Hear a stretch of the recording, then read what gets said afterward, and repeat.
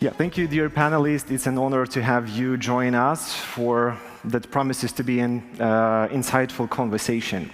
The focus of today's panel is on envisioning and building a future in which Ukraine emerges as a stronger, more vibrant nation on the global stage.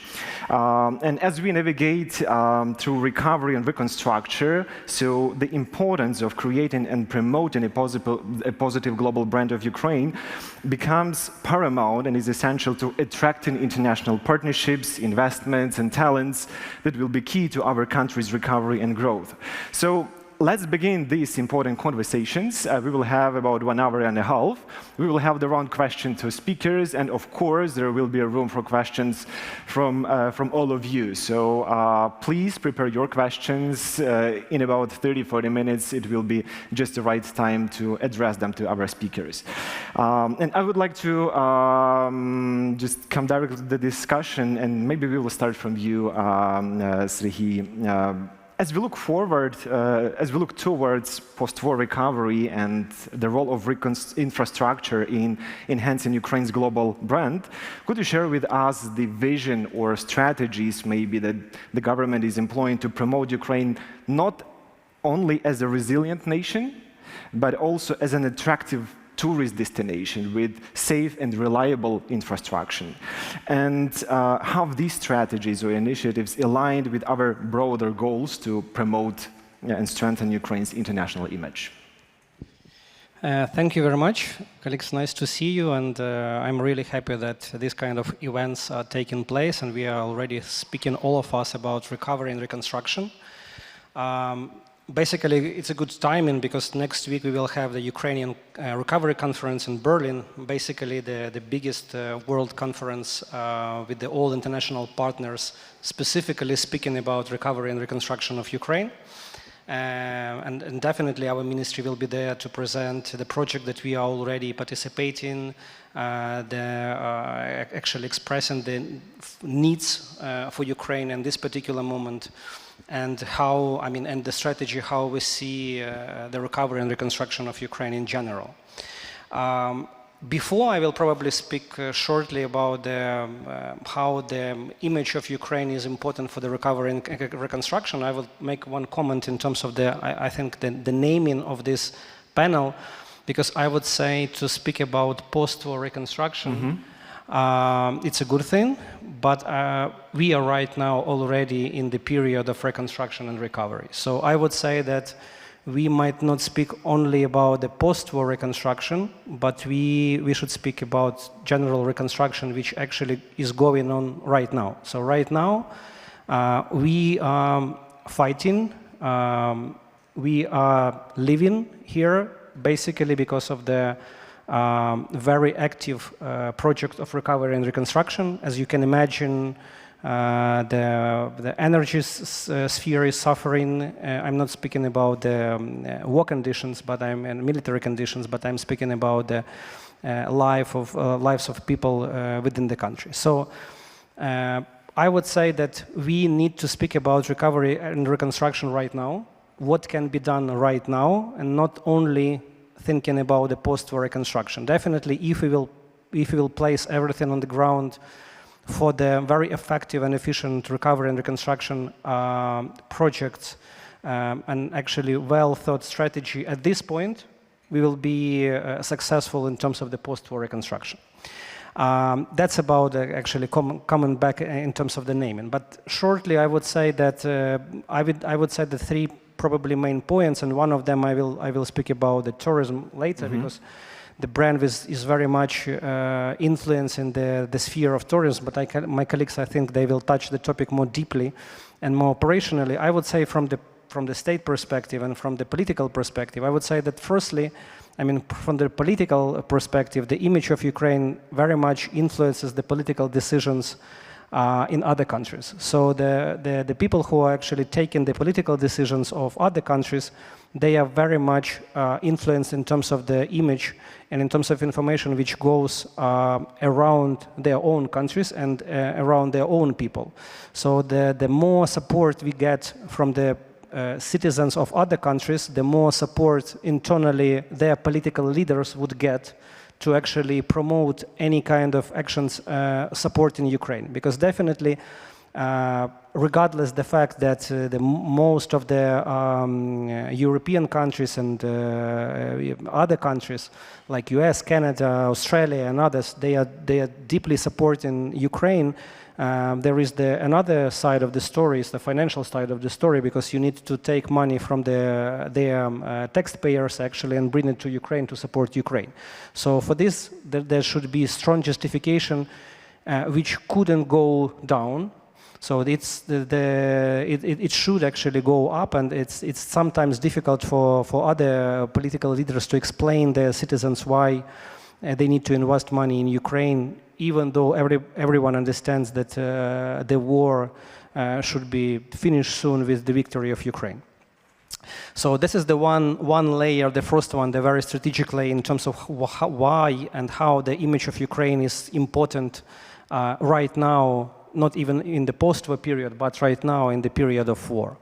Second issue, it's about the investments. That's actually, and basically this is why we are having the Ukraine Recovery Conference in Berlin, because one of the main points actually to bring the investment to Ukraine. As you can imagine, the economy of Ukraine struggles much, and for this we do need external investments and external private sector which might be interested in recovering Ukraine and building up the businesses in Ukraine. So from this perspective, we have lots of opportunities right now for the international partners to come here, to bring their knowledge, to bring their experience, to bring their technologies, and definitely to bring the labor, because we don't have, right now, we have a shortage of the personnel, as you can imagine. So from this side, we are very much interested into the several spheres which should be very much invested in Ukraine. And for this side, the positive image of Ukraine is very much important to bring to the attention of investors abroad the actually idea not only supporting Ukraine because of the war and post-war recovery, but also to get them understanding what they will get as the investor, because it's about money, it's about business. So they definitely need to feel that it will be profitable for them in the future. And this is what we want to show, that actually after the victory and even right now we can get the profitable business in Ukraine, which would help definitely Ukraine, but it also will bring the income to the external investors. And the last thing that I want to mention actually, it's about, but not least definitely, it's about tourism. Because one thing that we want to bring, not only investment in the physical money on technologies, we want to bring here the citizens of other countries and the international tourists here to Ukraine. Definitely this sphere of economy is struggling as much as all of others, especially incoming tourism. But from our side, from the ministry's perspective, we are also very much strategically thinking in terms of developing the sphere of tourism at this point, not waiting when the war will be finished.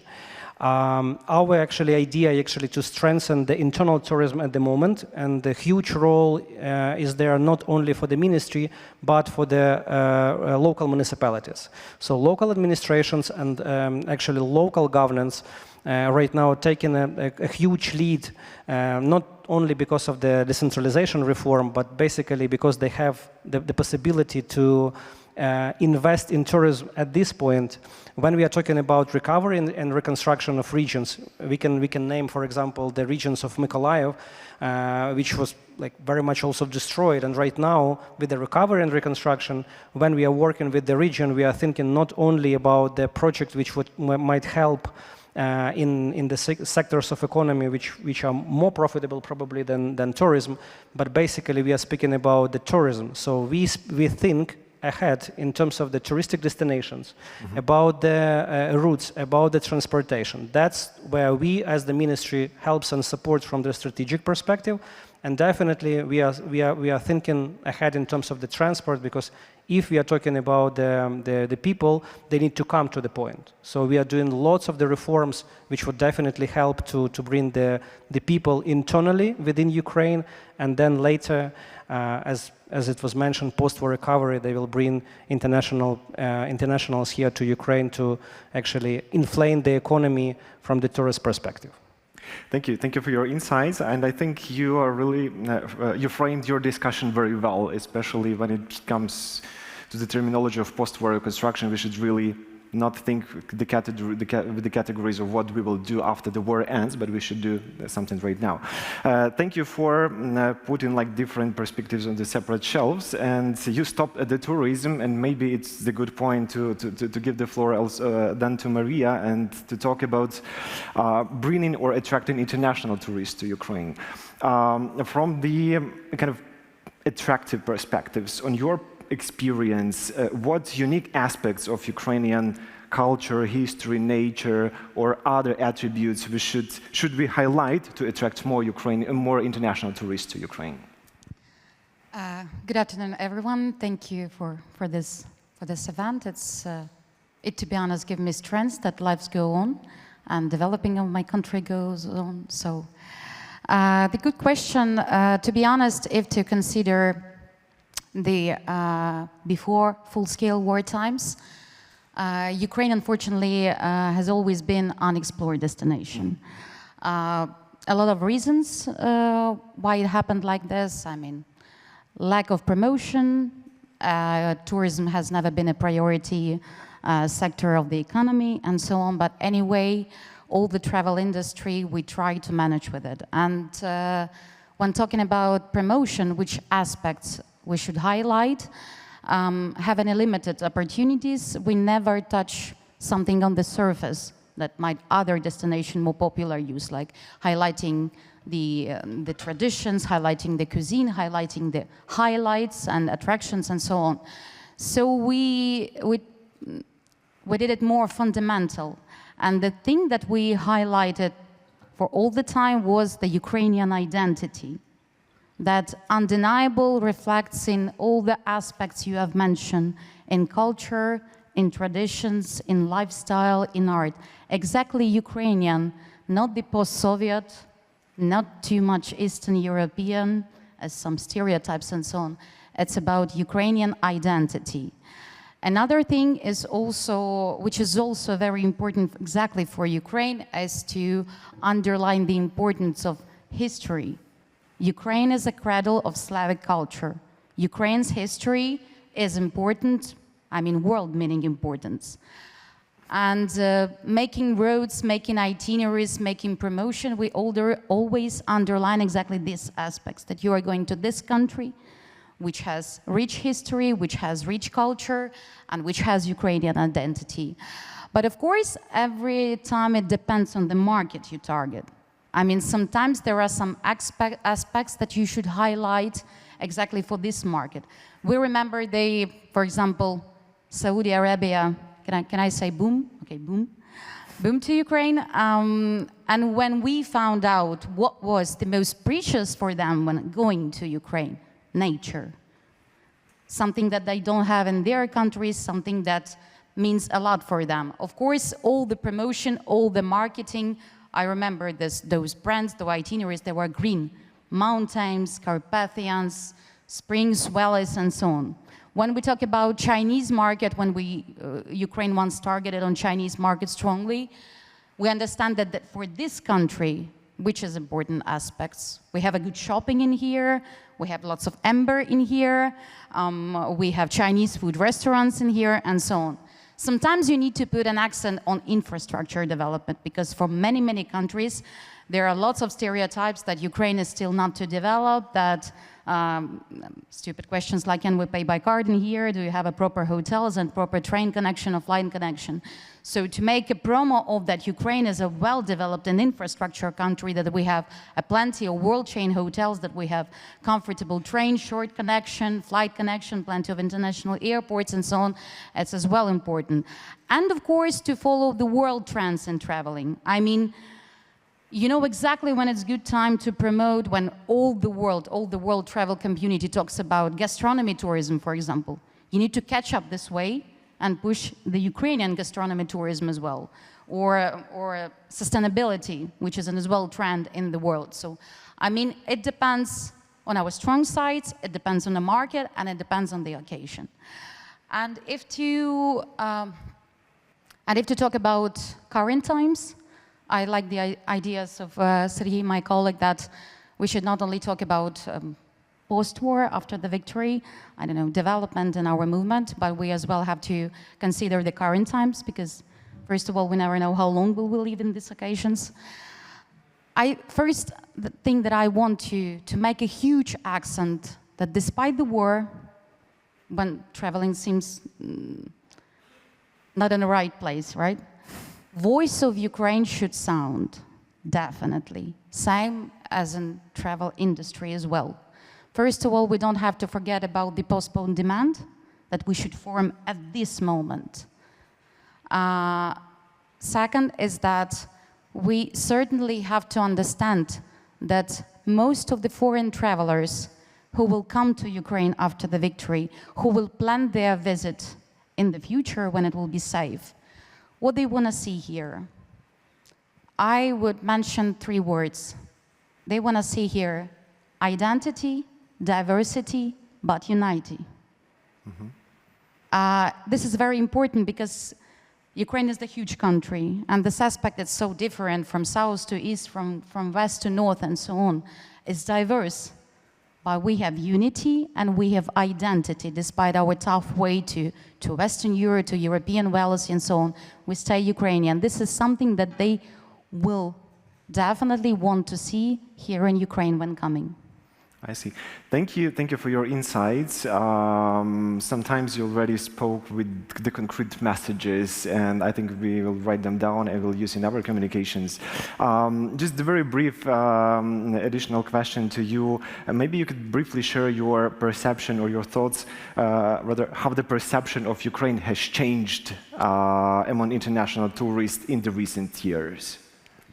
Well, because of war, it changed a lot. I used to, when I attend travel exhibitions, I'm telling you the truth, not too many years ago, before I started presenting Ukraine, I would have to show it on the map, then to show where is Kyiv, then to show where is Ukraine. At the moment, there are lots of foreigners who know exactly where Darnitsky and Holosiyevsky district in Kyiv. Right. It's a kind of joke, but it is true. Some geopolitical issues made people, foreign people, know more about our country. But at the same moment, they are still not too much skilled in Ukraine as a travel destination, as a beautiful country, as a developed country, as a technology developed country, and so on. The last year, today is besides the anniversary of the Kakhovka water power plant's explosion by Russians. And you know, for me, as a person from travel industry who worked 15 years for promoting Ukraine, it was so pity that most of people in the world heard first about Kakhovka, maybe someone about Kherson region, only because of the explosion, but never knew that there is a region where the only desert in Europe is located, that there's a region of the absolutely fantastic natural preserve and the plenty of travel and historical heritages in this.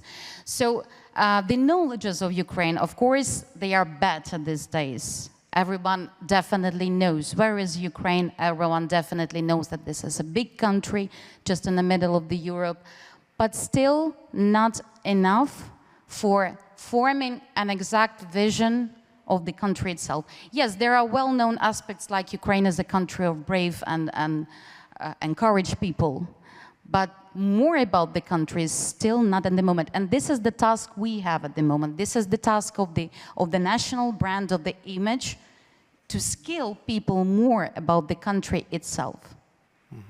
Thank you.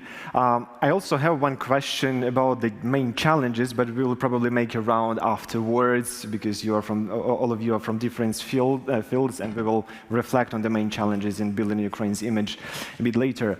We are talking a lot about tourism, and the big value of this panel is that we have the experts from different fields and spheres, and maybe I suggest to make a switch from the topic of infrastructure, tourism, to education.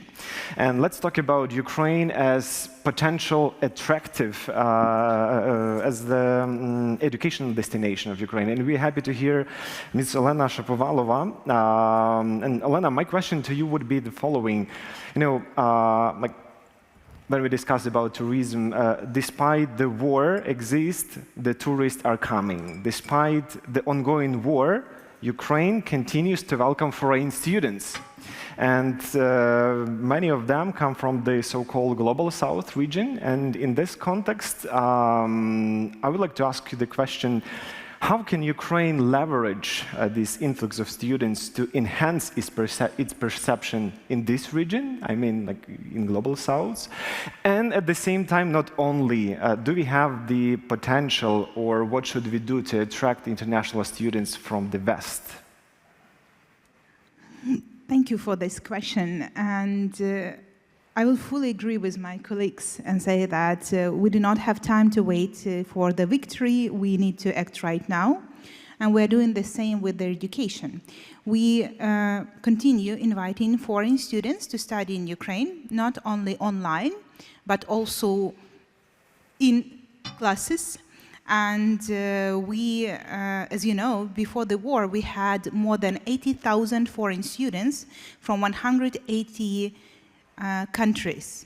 Nowadays, we have less than half, 31,000 international students in Ukraine.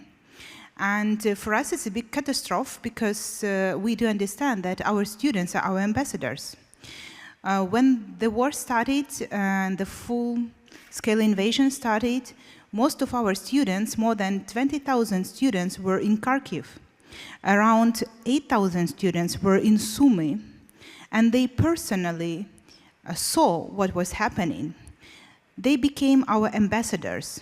When we talk about Global South, 1/3 of all of our international students are from African region.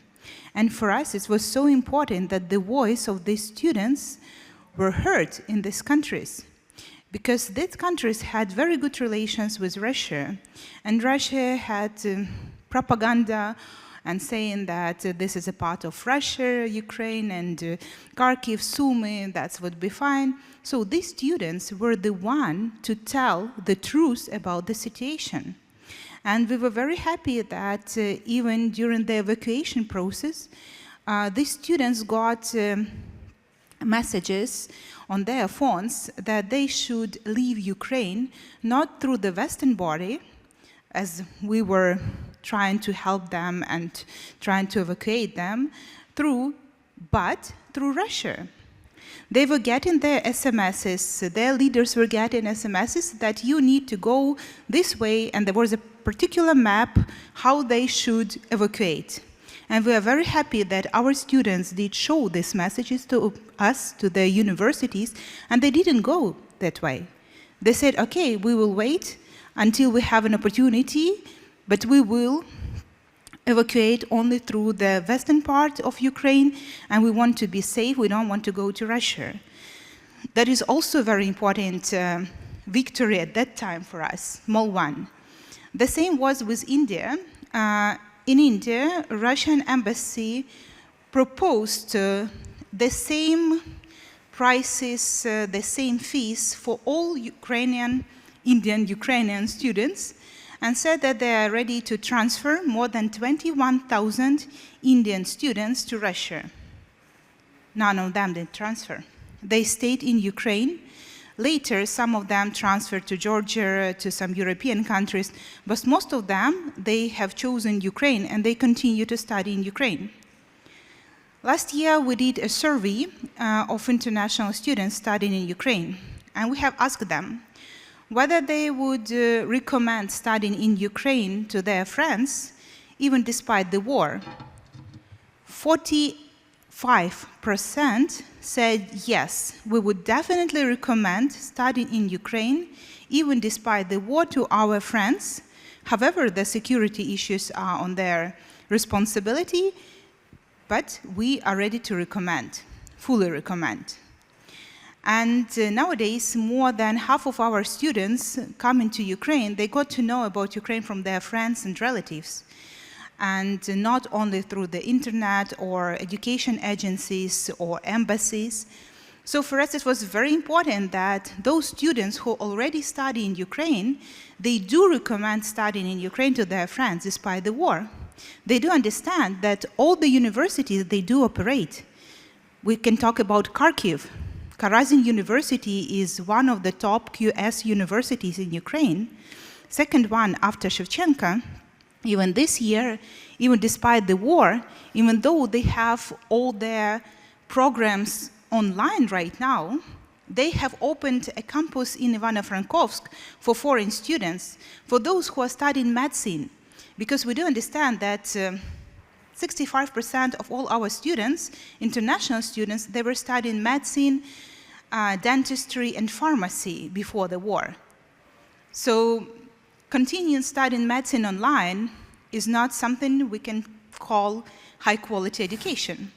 That's why, from our side, universities are opening possibilities for students to come and continue their education in class in Ukraine.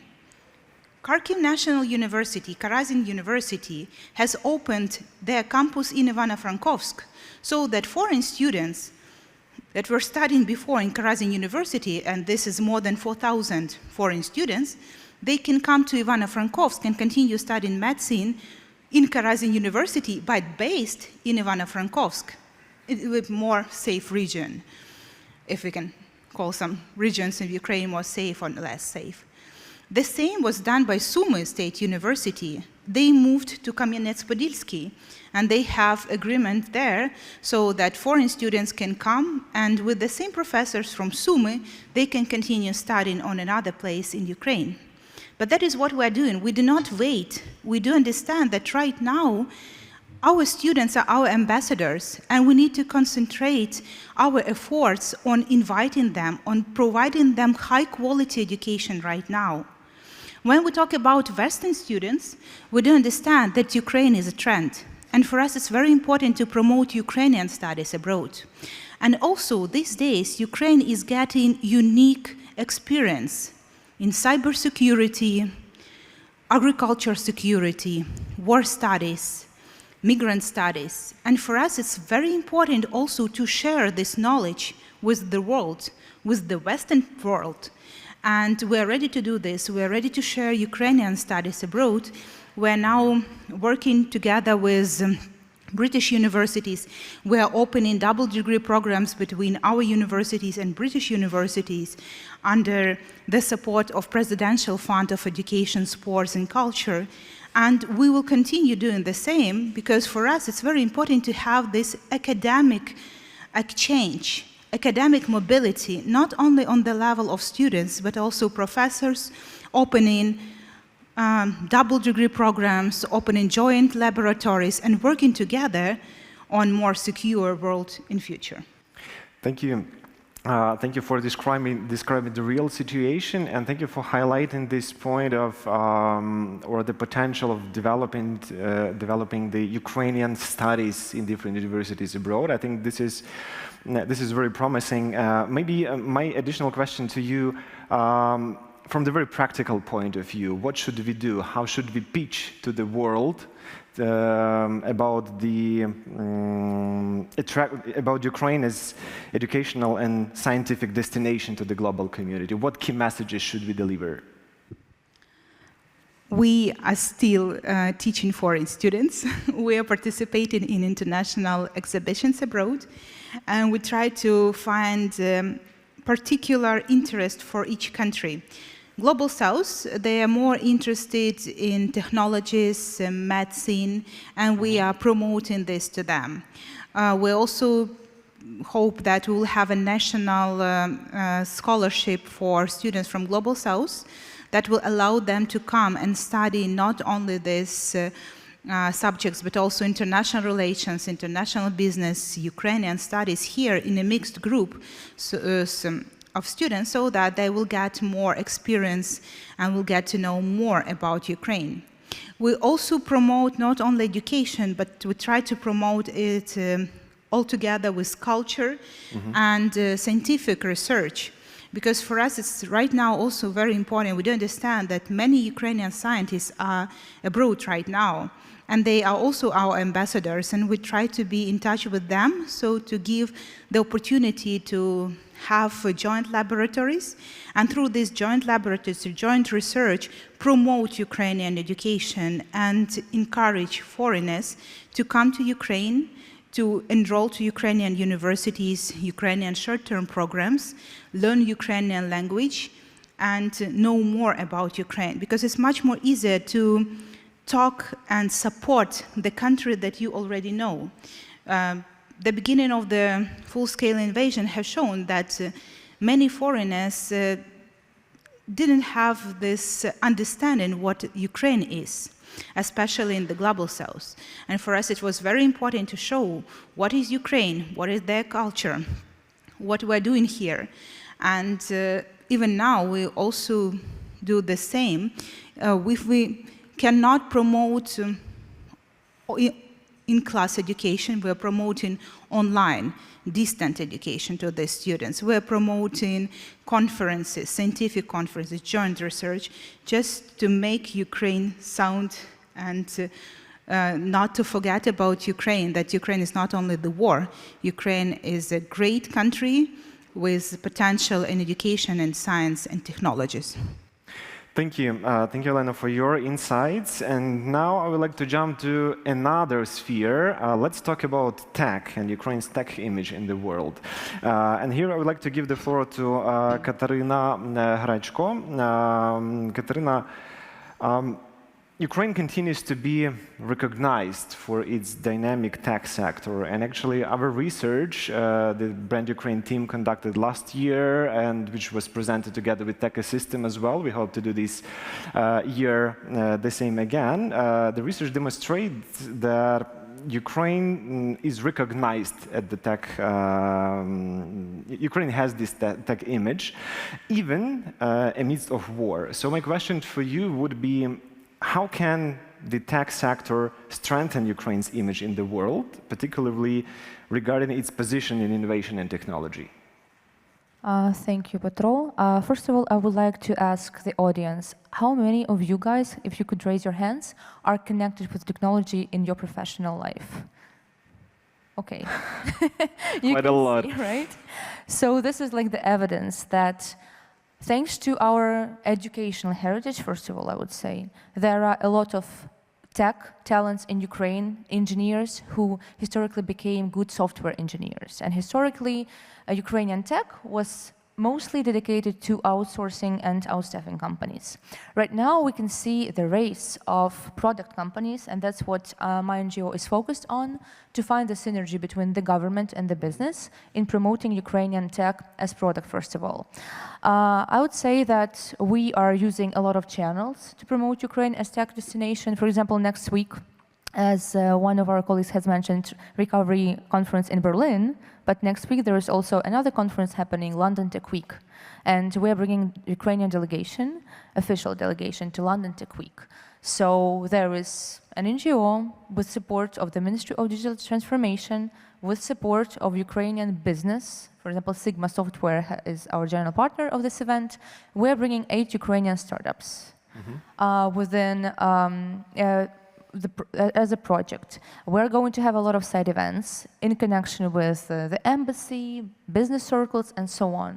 So I would like to say that only united effort, leadership, and the power of little steps on both sides, business and the government, Ukrainian internal community and Ukrainian external community, will bring us to some result.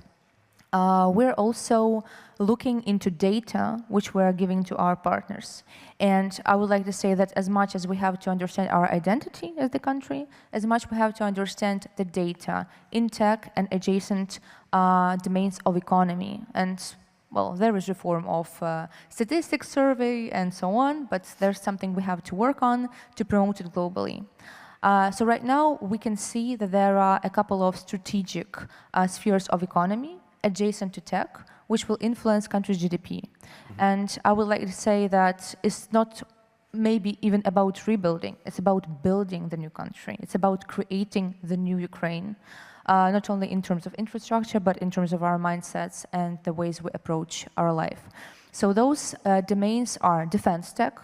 I think we would have another piece of discussion on that. But defense tech, or we call it dual use for some partners because they're a little bit afraid of defense. Health tech, so telemedicine and many other startups which are very active in this field in Ukraine and abroad. Edutech, both formal and informal education, because we can see that if students cannot get education physically because of safety or security reasons, they can get this knowledge on distance, and that's being developed greatly. Also, this is HR tech, so talent pool management. We understand that immigration and migration processes will have to be managed differently. We will have to encourage people, not only Ukrainian people to come back, but also foreigners who are eager to help Ukraine flourish, to have good, favorable conditions for them to incorporate here and to build their life here even. Other domains are agri-food tech. Food security is very topical. Not only in Saudi Arabia there is desert, but we can see that there is scarcity of resources coming up soon due to global warming, due to many different other reasons. Energy clean, so sources of alternative energy. Now, everybody knows about energy crisis in Ukraine, not only in Ukraine, so we have to look into technology on and alternative sources like wind, solar energy, something which has been neglected in Ukraine and has been, manipulated in a way, right? So this is high time to think about that. And of course, cybersecurity. So cybersecurity is something we're known for. Many things cannot be spoken about, unfortunately, but the world knows that Ukraine is very cool in that. So I would like to say that we collect the data on that. We place it, there is a platform, Ukrainian Ecosystem Overview. If somebody is not aware of that, please come visit it. This platform is being used with support of the Ministry of Infrastructure to show the world what's there in Ukraine, how many product companies there, how many service companies, how many investors. Because the world knows what it's being talked about in a certain media. Our task is to strengthen the channels of communication and to agree both formally and informally about those people who have influence on that. I would also like to say a separate word about investors. So one of our main things we're focused now is venture investment. We know that there is no mechanism on attraction of international investment, especially venture investment into Ukraine. There have been a lot of efforts, and it's a very complex subject, but we're now working. We have created and launched official venture investment committee in the end of May, which unites more than 20 Ukrainian stakeholders, including biggest funds like Seed Venture Partners, Horizon Capital, U Ventures, and so on. And we're working on a couple things like market deal flow in Ukraine to understand how much inflow on investment there is, and a procedure called matching grants. Matching grants is a mechanism which has been proven in Britain, in Poland, and many other ecosystems, which gives an instrument to attract both private funds and institutional funds, for example, from our state funds, from big donors. So I would like to encourage and to invite interlocutors in this conversation or people in the hall. If you want to work on this mechanism with us, come up to me after this discussion. We would be happy to join our effort. Petro, I think I better stop because a lot to comment. Thank you. Yeah. Everything you say is perfect. You know, this is the purpose of such event like this, connections, networking, so all our panelists will be available for your conversations afterwards. Thank you, Katerina, for especially the list of potential spheres that are really promising in the different sectors, and thank you for describing the concrete initiatives that we are already communicating to the world, that we are like, you know, the subject, not the object of discussion, but the country who can take a lead in that processes. And now I would like to give the floor to our last panelist, last but not least. Vitaliy, you were you are the last in the queue, but this was done on purpose. You know, we are talking about infrastructure, tourism, education, tech sector. So.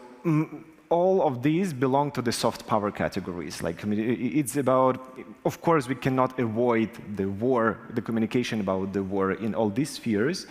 But given your extensive experience in defense and your experience in creating funds to support the army, at the same time your experience in implementing cultural and media projects, what would be your perspectives, or what kind of communications do we need in terms of balance war and defense communications and non-war related communications? How we should balance this, or up to which point they should, you know, be mixed? Okay, but that's, you know, when we are talking about communications, we need to understand what do we want to have with those communications. I mean, like, what is our strategy and what is our final goal? And for that, we need to understand, I mean, like, the lack of good communicational strategy, I mean, a government communicational strategy, which can be shared with NGOs, which can be shared with, like, many different actors, would definitely help, because at this point, our communication as a country, you know, when you have several different communications, it's not a communication, it's a noise. And we need to unite our communicational tools. And I'm very happy we're having a conversation like this, because this is a way to find we cannot have a lot of priorities in communications. We need to have several priorities, then several messages and several media for several audiences. And audience-wise, I'd like to ask people present here. I just want to understand who I'm talking about. Ukrainian government, can you raise your hand? Or government-related people? Okay. Ukrainian NGOs? Non-government? Okay, good. And foreign institutions? All the foreigners here? Okay, don't keep your hands up, please. Keep your hands. I want, because, like, if we are talking about communications outside Ukraine, you are our audience, so I want your fingers. How many Ukrainian music bands do you know with fingers? If you know more than 5, you can have, like, 2 arms. Okay. How many Ukrainian dishes do you know? I mean, Ukrainian cousin. Oh, that's good. That's good. And how many Ukrainian native musical instruments? That's my favorite one. Good. You're doing good. You have a great audience here. So I want to tell you one thing. I mean, like, if we want the world to fight for us, because right now we fight with all the world, we cannot fight Russia ourselves alone. We need a great support, and of course we always will have argument for the world that we are fighting for your safety, you can be the next one to fight Russia, so help us not to be the next one. That's argument we will always have, but is that argument enough? To convince people who live in other countries that their government need to spend their taxes to support Ukraine in the war, which is not 2 years. I mean, like, for me, this war is already 10 years, and historian says that it's already 300 years. And we don't know how long it will last. And we need to make this support long-term, and we need to educate people in other countries that we need to support Ukraine. And why do we need to support? If we look at foreign media, Ukraine looks like some country where there is war, there is, like, this country fights well. That's everything everyone knows. But we need to educate that we are not only fighting well, because like Afghanistan also fights well, but that's not someone we want to be compared. We want to be compared, for example, I'm not talking about the Palestine case right now, but we want to compare to Israel, because Israel is not only the country which fights well, it also has a culture, it also has like a cuisine, it also has agriculture, it has technology, it has a lot of, it contributes a lot to the world, and world wants to save this. And also Israel has a good community in other countries, Israeli communities which can lobby Israeli interests. That's what we lack a lot. So from my perspective, we need to explain that we also have unique culture.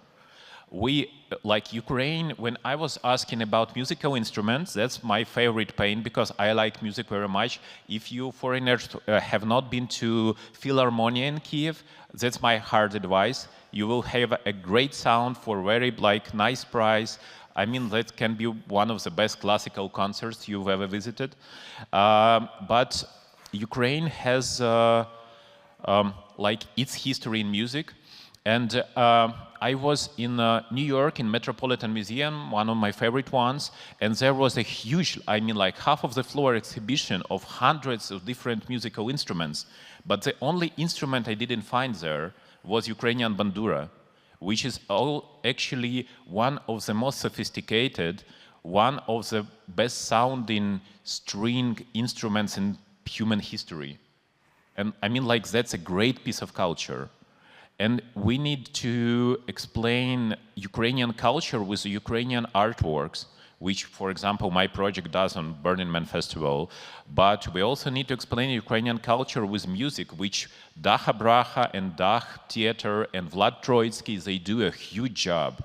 I mean, like, without what Daha Braha does for us, that's a huge impact. They have a huge audience outside Ukraine. They are known by foreigners. I believe that many of you who raised one finger when I was asking about musical band, you were thinking about this one.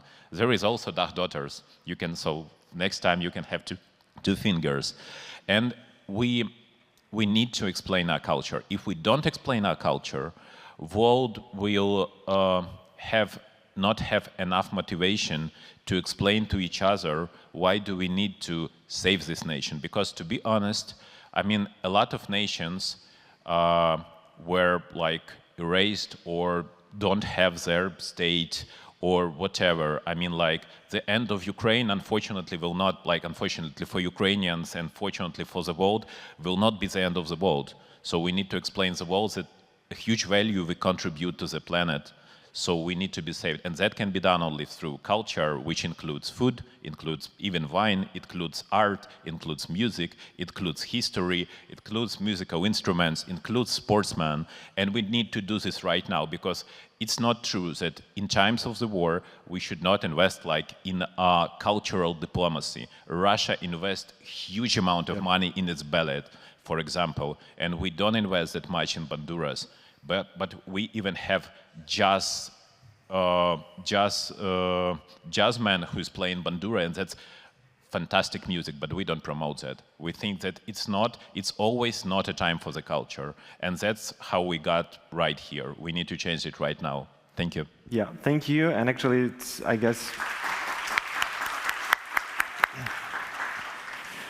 thank you for proving all the arguments that actually communication about Ukraine's culture, sport, nature, history, it helps us to win the war.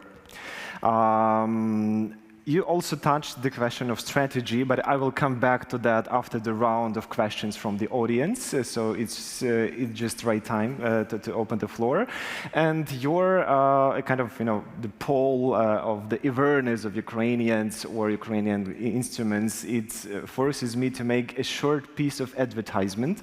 Actually, our team, Brand Ukraine, before this conference, we have conducted an international survey about awareness of Ukrainian brands in terms of Ukrainian companies and Ukrainian personalities.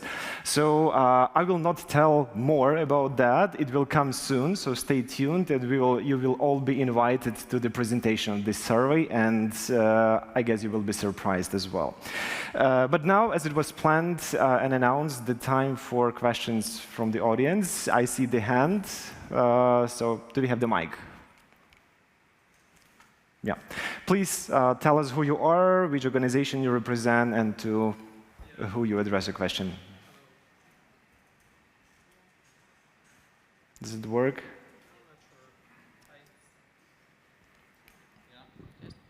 Thank you. Again, hello, my name is Dmitro. I'm working with creators and influencers globally. My question is the following. I believe that everyone in this hall, correct me if I'm wrong, starts the day with scrolling the news feed. By the way, don't do that. It's very dangerous and damage your mental health. But anyway, we are trying to find something positive. We're trying to, among all the negative things that we are facing every day from the very morning until the very end, we're trying to find some good news, some good signs. So my question to Serhiy, can you please share just a little bit, if it's possible, of course, if we can expect in terms of tourism development and in common, the airport opening this year or maybe next year, because there are some news about it in media, but it's not clear if it will happen next day. Thank you. Very nice question. So you actually mentioned don't scroll the news. If I will answer you right now on this question, that today it will be in the news. So it's just about right. the open in the air. I would tell you, in terms of the airspace, because we spoke about it and we spoke about the tourism, it's actually interesting story because we spoke all about the coming people here, and I don't know, we have some international partners who came actually to Ukraine. It's interesting how you actually getting in Ukraine, which the type of transportation you're actually using. But right now we have rails and road, if you can imagine. In 2021, we have 16.5 million passengers flying by air. So right now, 16 plus 5 million passengers are not flying by air. They're basically using roads and rails. And you know, it's also the good actually example to ask something in the audience. So how do you think, what is the percentage of the transportation is actually bigger than rails or roads? How many people are traveling by roads or by rails? How you think? Raise your hand when you think it's rails. Roads? Okay. So just for you to understand, last year the railways actually carried 2 million passengers. 2 million. In 2021, as I told you, the air actually took 16.5 million. Buses last year carried 8 million, 4 times more than rails. And actually plus 20 million passengers were traveling by cars, in and out. So rails basically do only 10% of all international transportation in Ukraine at the moment. And the issue is that, I don't know if you travel by bus, but you probably, if you had, especially during the summer period last year, and this year I hope we will change it, because that's actually why we are working in the ministry to change something in a good way, that you were staying in the bus before the border crossing for some hours, or inside the border crossing, because there is not enough capacity for the buses. So when we are talking actually about the tourism, that's the one person actually will come to Ukraine and spend 20 hours in the bus standing next to the border crossing, and this person will never actually advise someone else to come here to Ukraine. I think so. So that's actually, that's my point is actually, that's everything is very much connected. Coming back to the question, definitely we are working on the opening the airspace. I cannot tell you much more right now, but the work is there. That's huge work with international partners to actually, huge work here internally in Ukraine to do the risk assessment. There are some issues with insurance. There are some issues with the plane owners and too many conditions to make it happen. We do believe, and we do accelerate all our efforts to make it happen as soon as possible, and we are like pretty sure that it's possible even during the war times. But I would not tell you the precise date, at least today. So that's basically my message is that we are very much thinking about it, because that's actually one means of transportation which definitely will boost the economy. So that's if I answer your question. Are you happy with the answer? Okay, I see the hand over there. Are there any other questions just to, okay?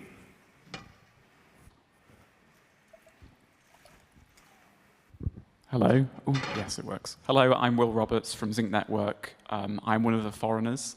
I came by train. I slept very well. It was very good. And I also did Ukrainian studies at university and was an international student here, so I'm a very proud product of Olena's work. My question is directed broadly to the panel. So it's about the Middle East and their role in reconstruction. So I was speaking to an expert in the Middle East, and there's lots of interest there about Ukraine, post-war reconstruction, investment. And yet, if you look at all of the big post-war kind of conferences or events, 2022 it was in Switzerland, last year in London, this year in Berlin. It's very kind of European focused. So I was wondering, one, what is Ukraine doing to kind of attract and communicate with Middle Eastern investors, given that there's lots of money there and there's lots of interest? Or if there's not much happening, what could Ukraine do to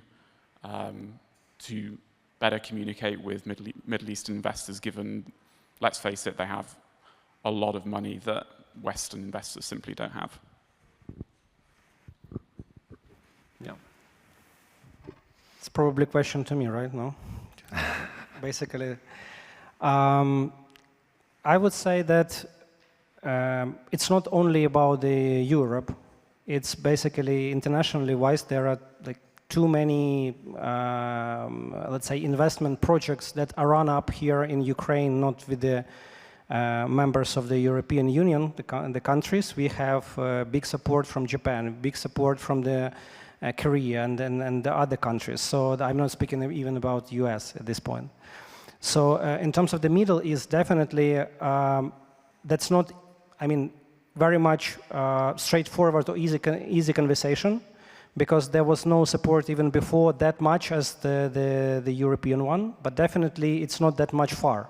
So anyway, much closer than Australia, and the trade is actually also is very important. So the issue is that it's what we are communicating right now, that the logistical chains were broken very much in that direction.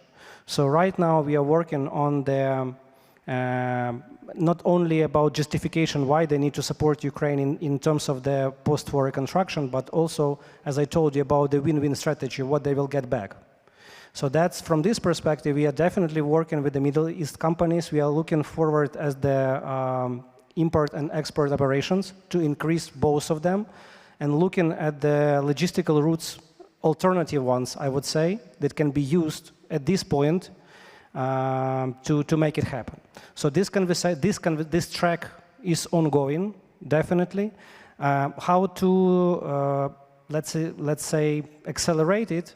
That's a good question. I think there are like good work with all of the agencies. Like even here, we have the colleagues from the NGOs. We are doing their own tracks in their own spheres. Same thing with the Middle East. So that's a good point and a good question. I think there might be the strategy in general from the state perspective, how we are communicating with the geographically and politically wise with all of the countries, and actually see the incentives for all of the regions how we can communicate. Thank you for your insights. Yeah, we have Katerina and then Vitaliy. Well, thank you for your question. I will tell a little bit from our tech perspective, okay? So, of course, there is political stage, which has to be considered, and there are very strong ties of Russia with certain political circles in MENA region. So there is this division, I would say, of spheres of influence. There is Saudi Arabia, there are like United Arab Emirates, and we have to, a lot of work is being done at our ambassadors level, right? But I think even more work is being done at economic and business level. So if you're interested, recently there was a trip of Alexander Bornyakov, the Deputy Minister of Ministry of Digital Transformation, to MENA region with strategists, and they have a very interesting article about this region on Ekonomiczna Prawda, economic truth. I think it's dated 30th of May. And they have their insights on what they saw there, how their vision of the Arab world has kind of changed after this trip. Before the war, full-scale war, I used to work at Ukraine Invest in the Cabinet of Ministers, and one of our main efforts was directed at Dubai and United Arab Emirates with such things as Expo 2020, for example, right? And there are still some efforts continuing. As for startups, I can say that we talk to venture investment funds, and there are sovereign funds of royal families in that region who are very interested in dual-use technologies, in cybersecurity, and some other verticals which I have told you about. So a lot is happening. Not everything can be talked about, though. Thank you. Okay. Vitaliy, please. Yeah, it's second time Katerina tells something I want to tell.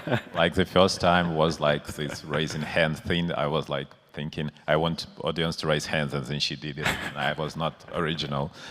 So here I will also not be original, because as a Deputy Minister of Defense, that was a part of my strategy, and I really understand that many times we think about the world too much like China, USA. Or China, USA, Europe, that's maximum, how like the people in Ukraine think about the world, but is world much more interesting. And I really believe that we underestimate Middle East and its potential, not only the economic one. For example, in the Middle East, it's a region where, you know, there is always can be a war. There are a lot of tensions between the countries, and it's very difficult region where everyone is very armed and ready to fight.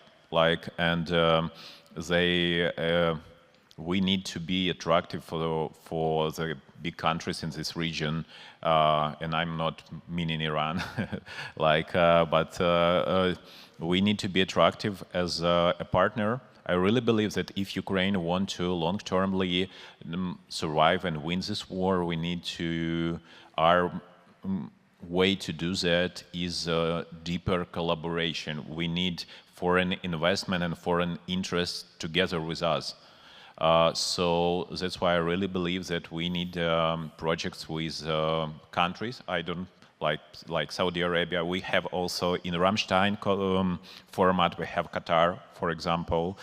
And I really believe that those countries in that region who want to have advance in military technology, they really need to have a better collaboration with us, because we have very short feedback loop with Battlefield. We already have a lot of technologies, and we have a lot of, I'm not talking about drones, everyone talks about drones, but I'm also talking about Battlefield software, which is not that obvious as the drones, but it gives us a huge advantage.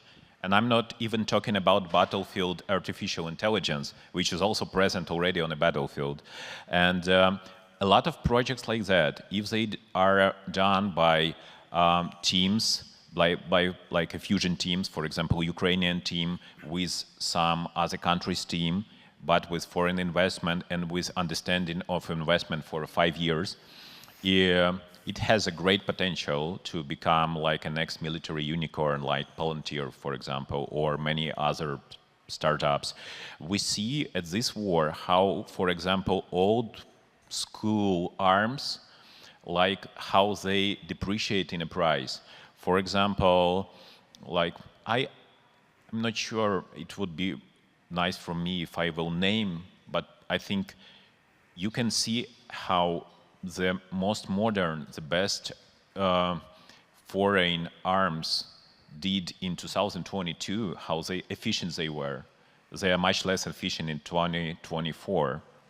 And I think that this war will reinvent a lot of technology in the war. It already does that. And those countries who will do their homework better, they will have advance in their next wars. And I think that countries in Middle East, they definitely need to think together with us how to cope with Iranian drones and Iranian ballistic missiles and stuff like that, how to cope with them cheaply. Because if we will shoot every Iranian drones with a Patriot missile, for example, that would make those drones economically, justified. So I think that we, as Ukraine, we don't do well enough our home task with cooperating with countries like Saudi Arabia, United Arab Emirates, Qatar, and like other countries of that region. I really believe that, for example, Saudi Arabia is a middle power which really wants to be like a major power already. And that country which can end this war, like, it's just enough for them to, they already did this when Soviet Union collapsed. They can decrease the oil price and that's it. I mean, like, and Russia will, like, in several years, it will not have money to fund its war. So we definitely need for more collaboration and military-wise, and from this military-wise collaboration, we can go to the vision of peace. How do we see the peace after the war? And then we can go to reconstruction, and then we can go for common projects. And like, because we have a lot of stuff they need, like, because after this war ends, I think that this country will be the agricultural country and the technology country. We are not, sorry, but we are not metal country anymore. Thank you.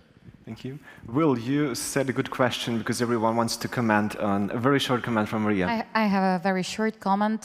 So again, I have to return to 2021. When Ukraine was success to get a pretty huge flow of tourists from Middle East.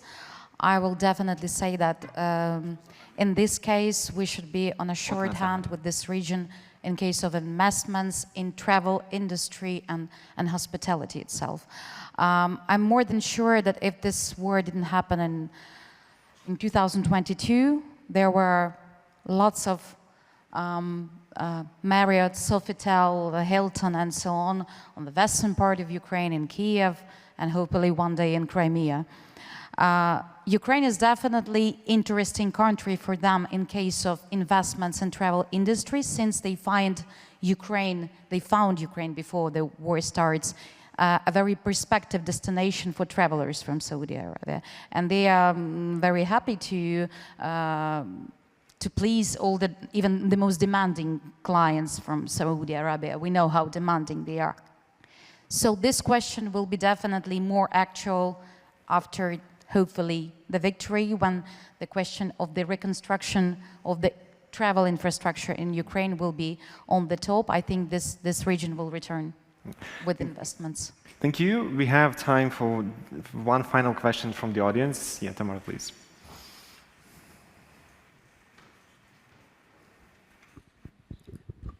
Hello, my name is Tamara Novoselska, Brand Ukraine team, and my question is to Ms. Olena Shapovalova.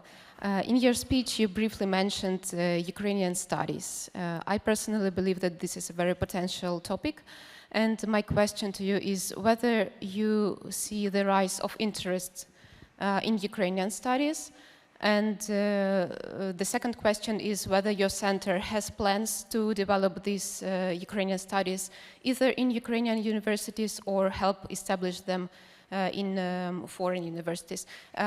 Why I think it's important, because we all know that the Russian studies have traditionally been very popular across the world.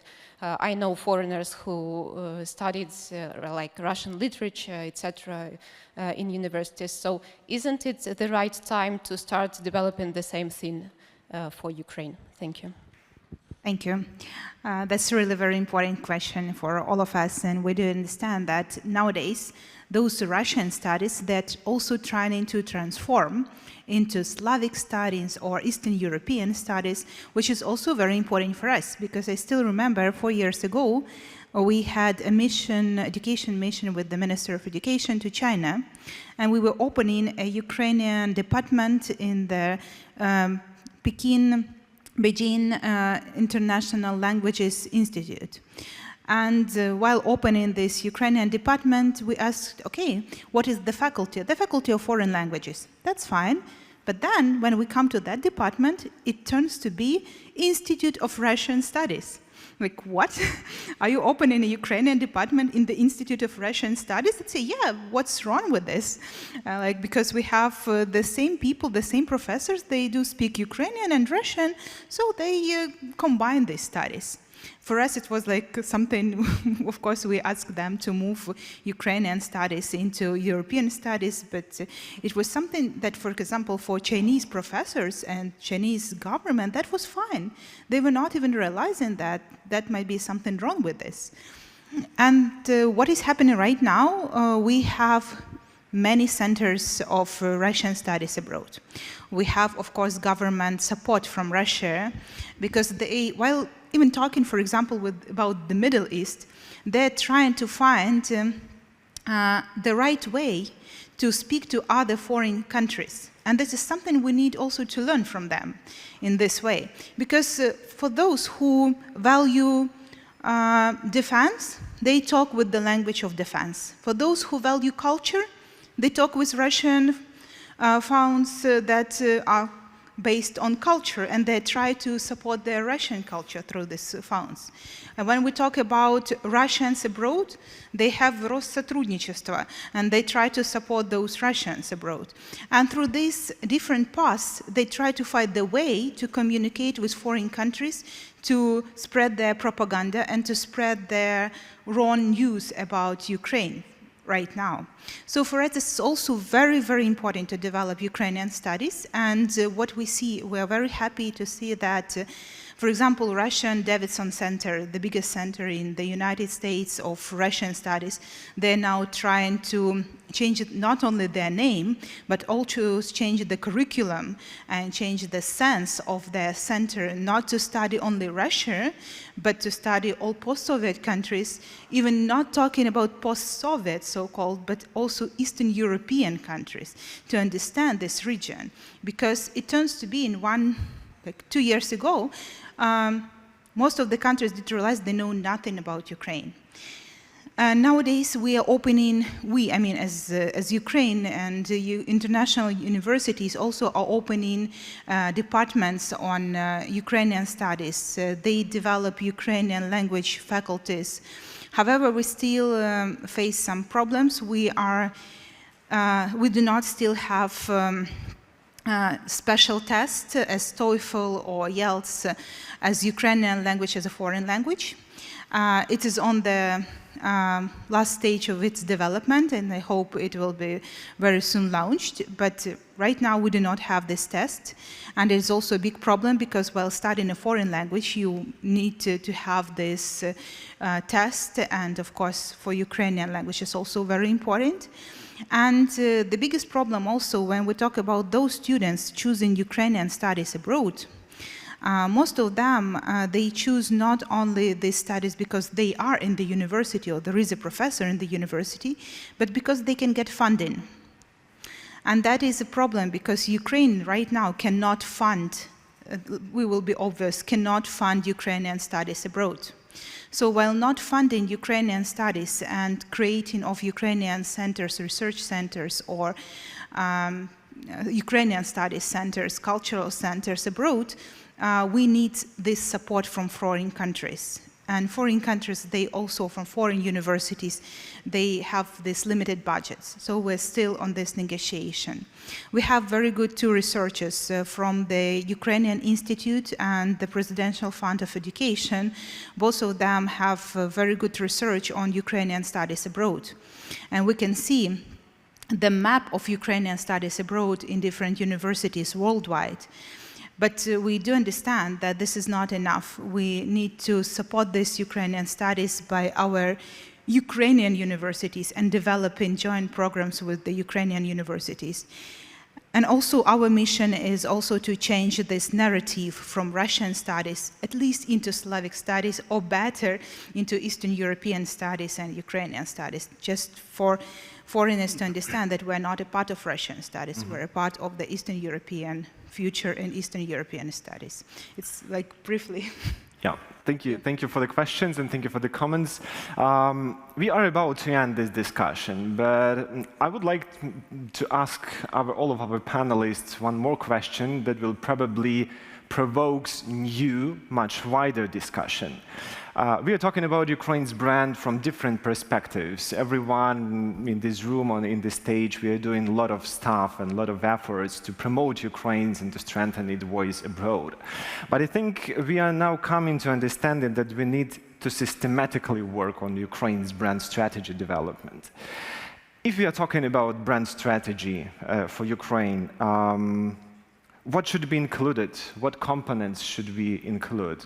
What stakeholders should we involve? What methods should we use? Probably I will ask our panelists to make a round of your insights, of your thoughts, and we will take all your insights, and I hope this conference will serve as the starting point to work on Ukraine's brand strategy on a systemic level, and it will be a good start of common work for the next weeks, months, years. Yeah, who would like to start? Ukraine's brand strategy. I can start. I wanted to give the floor to Vitaliy first so that he doesn't say that I already mentioned something. Well, I can say that, well, first of all, since I'm the person who used to work for the government and for business and now working in the third power sector and NGO, I understand that unification of efforts and one voice messaging between different stakeholders, including all branches of our government, including civil society, including businesses, and facilitation of this communication, and not just like round tables and good pictures, right? But like very tedious work, strategy work, tactics in communication. I think it will result in very good things. Of course, we have to include formal and informal methods, like, for example, embassies abroad, because Russia is, as one of our colleagues has mentioned, Russia is putting a lot of money and huge effort. Like, I don't know, Russia's tea room next to Carnegie Hall. Come on, guys. Or closure of some Ukrainian programs in universities like Stanford because of Russian influence. That can be fought at different levels, that should be fought at different levels. And of course, involvement of diaspora. There are a lot of Ukrainians abroad who must become our ambassadors, and there is a lot of diaspora, people of Ukrainian descendants who are eager to do, but they need to be instructed in a way, there have to be guidelines and there should be structure in this effort. So I would like, I think this is important, and also elaboration of certain instruments, like for example, in terms of traveling, we have a startup called TT Travel, and with initiative of Derkach System in Travel, we have elaborated a route for foreigners who want to enter Ukraine, step by step. If somebody is interested, I can share that information. But like, for example, a foreigner gets step-by-step approach. What are the security measures? What are the threats? And of course, it would be great to do it in cooperation with the government. I think that's, things like that could be very, very successful. Thanks. Thank you. Yeah, Maria, go ahead. I'll also try to be short. Of course, to my own opinion, if we talk about modern brand of Ukraine, I really, really want to have an accent on Ukraine as a travel destination for foreign travelers.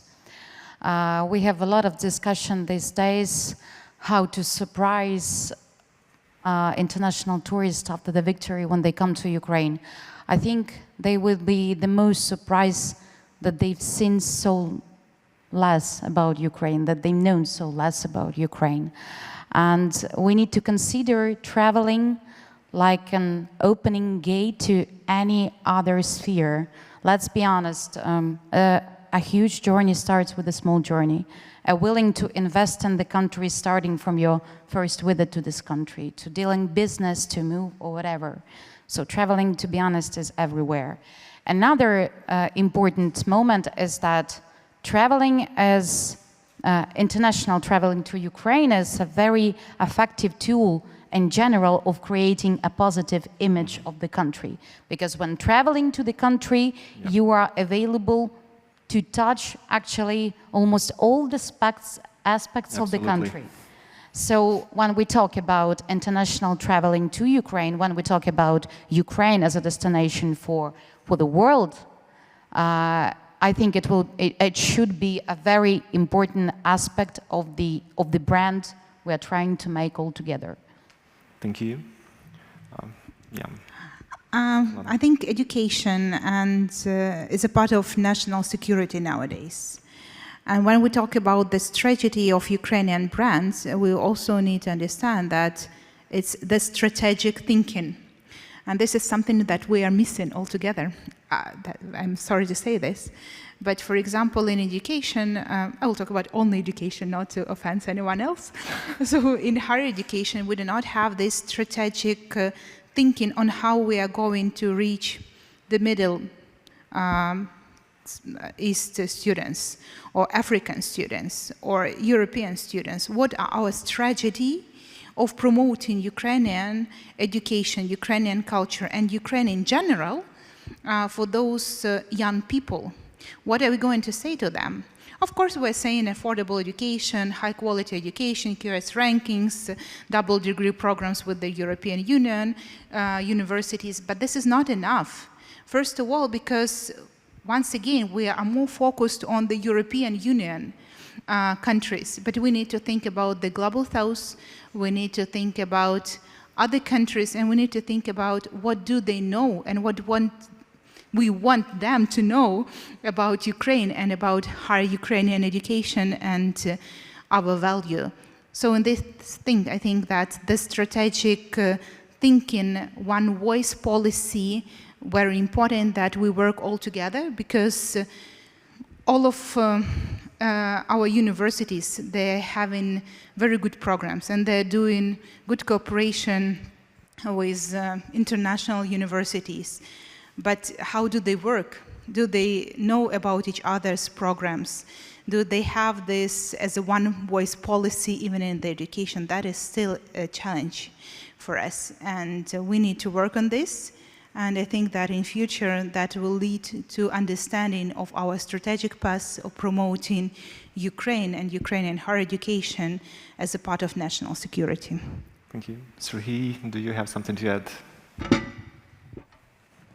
You know, I'm listening to all of the spheres, and I'm really excited that we have too many things actually to show and to speak with our international partners and foreigners and bring them here to Ukraine for support, and actually not only for support but for the economy and everything. But I would tell you that good points which were mentioned here, it's about the one voice.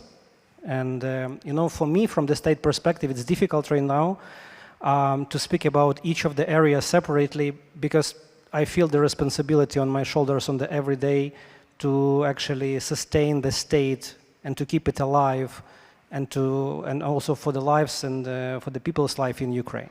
So from this side, if you are talking about Ukraine and then communication, and then what we needed from this, from communication about Ukraine right now, I would say it, you know, in this kind of story, it doesn't have anything. I mean, there is no wrong answer. Just I want you to understand, and what you would actually say if there will be situation when you are out of the country, somewhere in, I don't know, Netherlands, for example, and you are waiting for the train, and you are actually meeting the stranger who says like, oh, where are you from? I said like, I'm from Ukraine. I said, oh, wow. So what's about Ukraine now? Well, how can I help? And you say, you know, we have beautiful nature, really. And we have super cuisine that you can try borscht and everything. But better you can go for education right now in Ivano-Frankivsk, not in Kharkiv, but in Ivano-Frankivsk. And also you need to listen to Bandura because this is like really the new hall of sounds that you haven't heard. And all of this is truth, absolutely. But you have only 5 minutes before your train. And then the person would ask like, so what about you? How are you?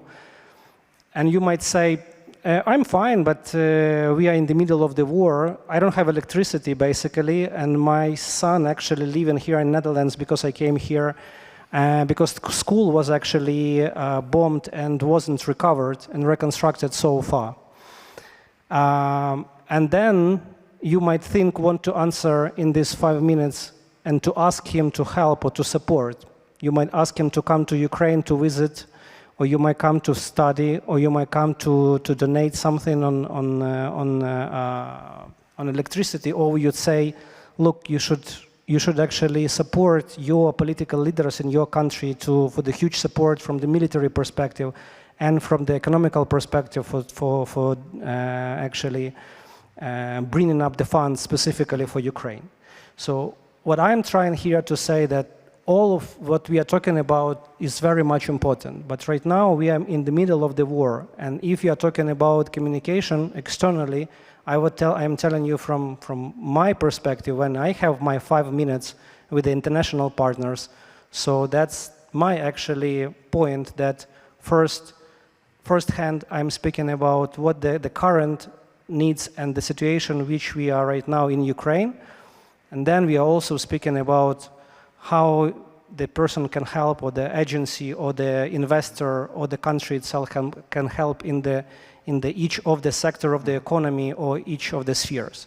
So I would be happy that we all communicate, with the special one voice and the special prioritization that would definitely support us right now to sustain, survive, and then to work out with our to involve the international citizens to come to Ukraine and feel it within Ukraine. Because my last also point here in terms of the tourism, there was a good question in terms of how many, to the foreigners, how many of Ukrainian musical instruments do you know? I would say, I would ask this question to Ukrainians. I'm not sure that we all know how many purely Ukrainian musical instruments we have. Same thing with cuisine and same thing with the touristic destination. We have a space actually for our people and for our, let's say, one of our goals to bring our Ukrainians back home. So that's also that we need to work all together, and main point to sustain everything and to rebuild everything here, to bring all here and all Ukrainians here, and then definitely to invite all foreigners to Ukraine. So thanks. I mean, this kind of conversation is very needed, definitely, and very good points here. And my last comment is actually to get really the one voice communication for external support. Thanks. Thank you. A lot has been said, Vitaliy. Any original inputs from your side? Okay, I just happy to have this advance of being the last but not the least. So yeah, a lot of good thoughts, and several people told about one voice policy, but when we are talking about one voice, it means who are those who have to have one voice. For example, I have a project which coordinates Ukrainians' protests in United States to have one voice for 2 years already. So we help different organizations to have the same messaging on the meetings, for example, on 24th of February each year, or 24th of August, or another meetings. But that's true. We have many different actors, like diaspora, like NGOs, like media, like government, like foreign media, and like there are more than I already mentioned, and they don't have one voice. But to educate your customer, to educate your audience, you need to say the same thing repeatedly several times. And other way, it doesn't work. So we need to have a consensus on what do we talk about Ukraine, like this one-pager.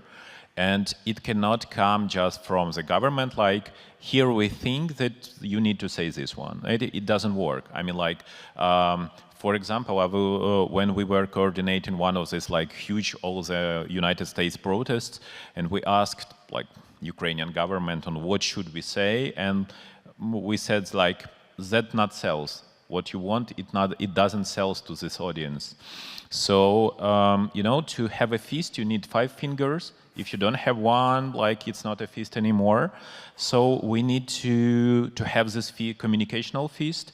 We need to agree among very different actors, this one-pager, and probably it will not be very comfortable for a government, because some of the messages they would not like. But we need to, you know, to share the agenda, even with people who are not supportive to this government, because a lot of the diaspora, they are skeptical about this government, but we need to have, like, one messaging among the Ukrainians outside the Ukraine when we are talking about Ukraine. And when we understand what do we want to achieve with our communication, we can choose the messages, the audiences, and the media, because Ukrainian Borg is actually the message. Ukrainian music is the message. Ukrainian protest is the message. Ukrainian YouTube channel, English-speaking YouTube channel for American military, for example, is a message. But we need to understand in which channel do we share which message. And we need to have at least 2 priorities. Actually, originally, the word priority, I don't remember, it's from Latin or Greek, somewhere from there. It could not be, you could not have several priorities, you could have only one. So we need one, at least maximum 2 or 3 priorities, that's it. Because another way, it's just an informational noise. And when we have a strict priority, what do we want to achieve? And like the strategy which is made by Ukrainian diaspora, Ukrainian people, Ukrainian media, foreign media, and government, then it can work. Then we can think about the mechanism, because we don't have enough funds, and we cannot afford having, you know, not having this feast. We can win only united. That's only way for us to survive, I believe. So thank you. Thank you. It was thought-provoking. I guess we have the frames, have to move on, and my big dream is to meet here again at Bread Ukraine Conference 2025 and to reflect our progress. Were we successful with this one-voice approach? Big gratitude to our panelists. I guess they deserve your applause.